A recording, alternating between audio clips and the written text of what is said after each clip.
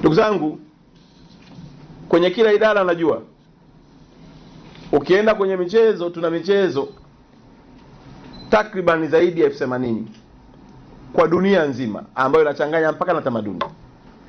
Lakini ukienda kwenye michezo inayotambulika na kurasimishwa na ina mashirikisho ni zaidi ya michezo 20,000. Hapa Tanzania michezo yetu haizidi 10. Tena mpira wa miguu ndio unaongoza, mingine na suasua. Ukienda hata kwenye basket mpaka tumemwachia kijana mmoja Musa, yeye ndio anahangaika peke yake kama ndio wa michezo. Mtu wa michezo, kaa kwenye kiti yako na uenee.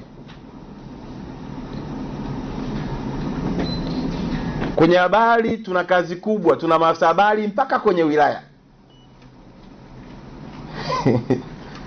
Na nafika mahala wa Tanzania wanaenda kulalamika kwa wanahabari huko mtaani.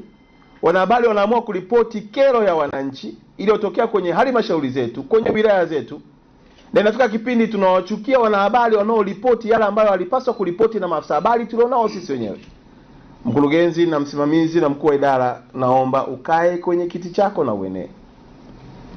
Ndivyo ilivyo hivyo kwenye sanaa, ndivyo ilivyo kwenye maeneo mengine. ST Bongo, nyumbani kwanza.